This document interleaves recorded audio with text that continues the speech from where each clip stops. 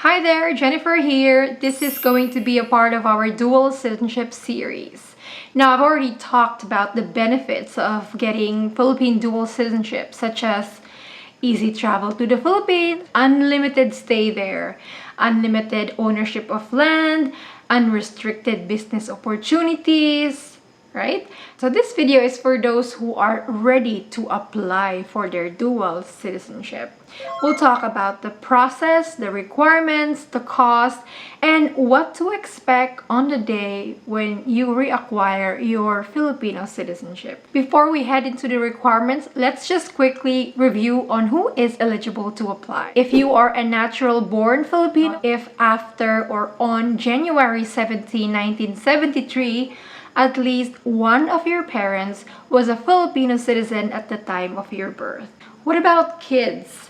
So if you have kids who were born having both parents who are foreign citizens, they're not natural-born Filipino. However, you can include them in your application if they are under 18 years old, right? If they're minors, then you can give them the gift of a dual citizenship so that they may also enjoy the best of both worlds.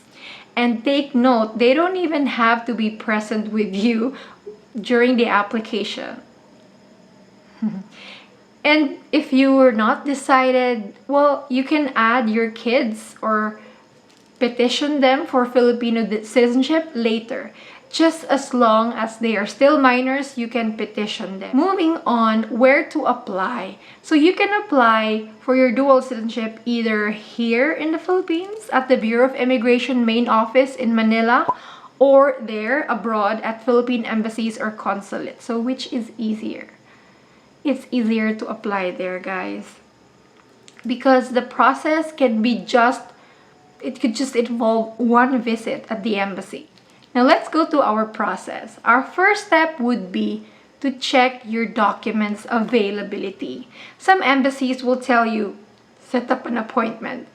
But I don't think that's a good idea. You should first check if you have complete requirements. There is no point going to the embassy and not having the complete requirements. They won't let you in. They will not allow to follow. Kailangan kumpleto ka na pag pupunta ka sa embassy or sa consulate. So ano-ano nga ba yung mga requirements? I will classify them into Philippine and then foreign. Let's start with Philippine documents. Number 1 is PSA birth certificate, and this is mandatory. PSA birth certificate, yung green. I know PSA, like every other year, they change their design or their color a little bit. Yes, but that does not affect the validity of your PSA birth certificate, guys. PSA birth certificate does not have an expiration date, and that's a law. So if you have one, good. Then for married women, PSA marriage certificate, if applicable, if you're married. So if you were married in the Philippines, you would have this. If you were married abroad, foreign marriage certificate is enough. If you reported your marriage in the Philippine Embassy, then report of marriage will also do. This marriage certificate is required if you used your husband's last name on your passport. Moving on, if you are divorced, provide a divorce decree, or if you were divorced and this divorce was recognized in the Philippines, PSA marriage certificate with an annotation on divorce.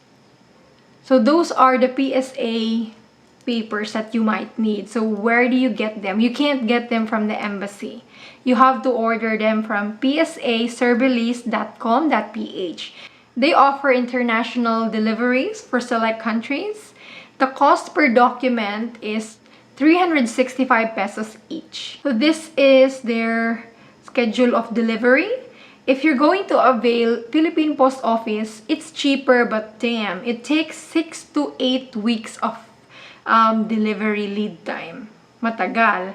If you want something faster, they offer DHL Express. If your country is not on that list where PSA Service will deliver PSA birth certificate or marriage certificate, your option is to have your relative in the Philippines, the closest relative you have, much better, to request or to receive your birth certificate for you. You can appoint them as an authorized representative on the PSA Service website.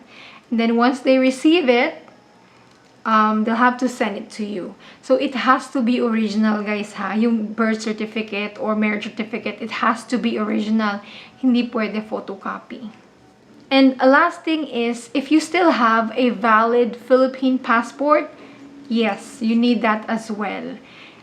Jennifer, can I still use this passport after I get my dual citizenship?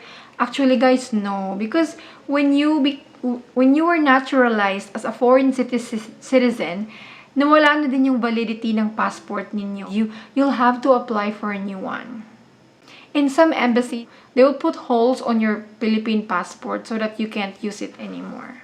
Going back to our requirements, foreign documents, we have foreign naturalization certificate.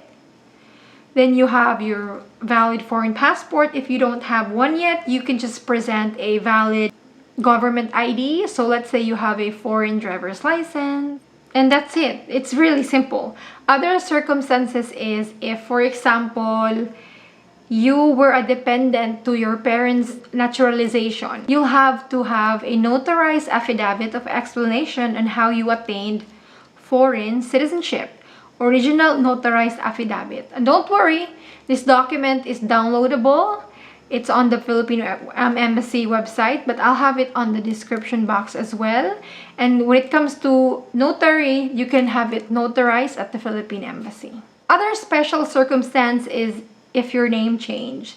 So if you got married, yun nga, marriage certificate. If you got divorced or annulled and you don't want to use your or ex-husband's last name, divorce decree, annulment papers or annulment declaration. If you were adopted, adoption papers, court decrees if you changed your name. So that's it. That's the main thing. Lastly, don't forget to fill out the dual citizenship application form.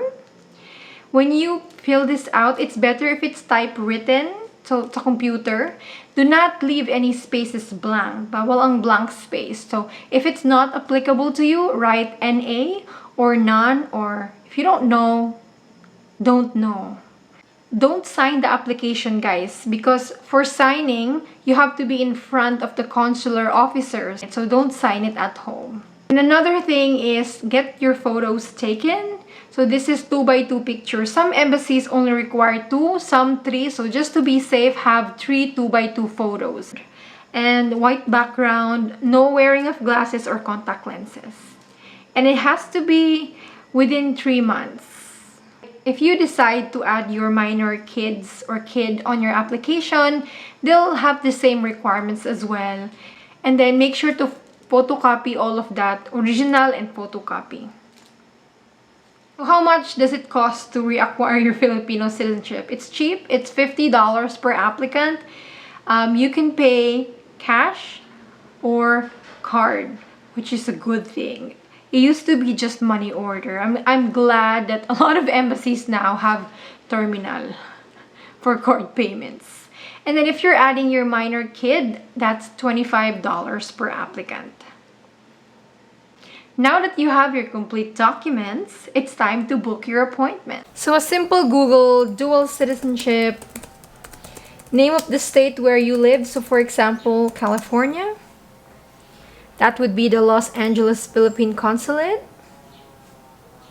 Once you are in possession of all your documents, set your appointment here. Click that. Some instructions, available slot, white, taken, red. Okay. If it does not load, just refresh it. And you can't have multiple appointments under the same name. Okay. Dual citizenship, $60. Dual citizenship process. Okay, so that's not available. Let's go next month. February is taken. Okay, March. We have 3, 4, 5, 6. I'll go for 6. I'll go for 1 o'clock. Personal info and then submit. And then you will receive your confirmation via email. Let's check the availability in, say, Washington. See, appointment is required. Okay. Book an appointment. Dual citizenship. There's nothing for February. Few dates for March: 4, 5, 6, 11, 12, 18. Okay. At least there are a few dates. So notice, guys, they only show availability for within the month.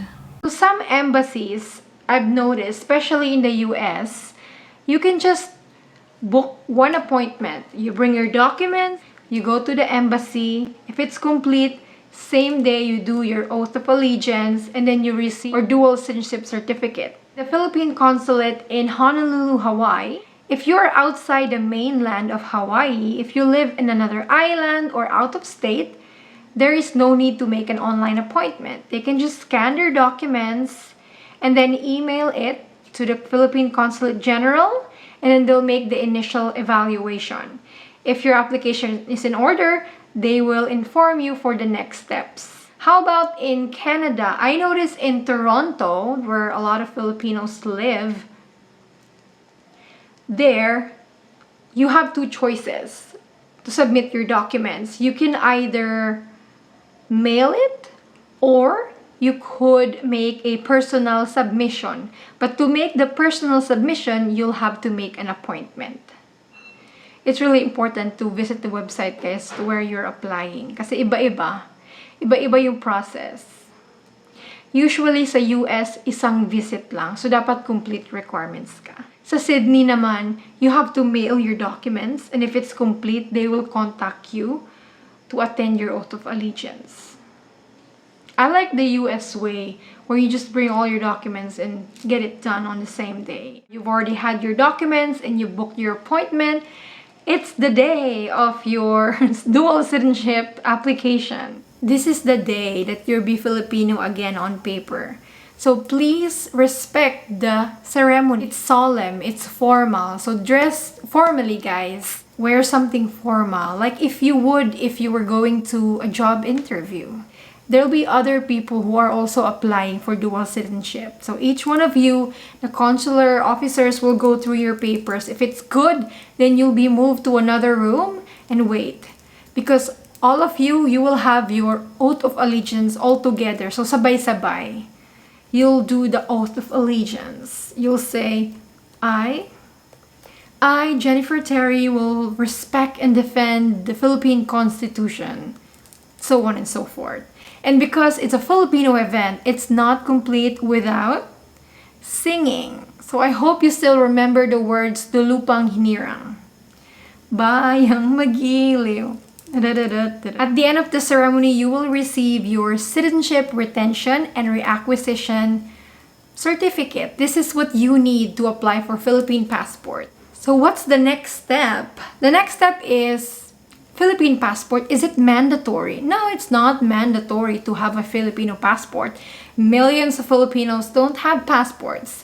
You can use this certificate, reacquisition certificate, to show to the immigration officer, and then they'll admit you as a Filipino citizen. On your foreign passport, they would write PP, Philippine passport. So it means you have unlimited stay in the Philippines. So just a quick FAQs. Do you have to pay Philippine tax now that you are a Filipino citizen again? Not necessarily. As always, you only need to pay Philippine tax if you earn income here in the Philippines. Or if you live here, you have to pay on your worldwide income. So it depends on the source of your money. If you don't live there, if you don't live here, you don't earn here, you don't need to pay taxes here. So I hope this video was helpful, guys.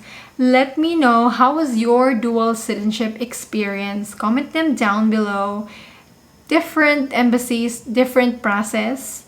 So where did you apply and how was your experience? Comment it down below.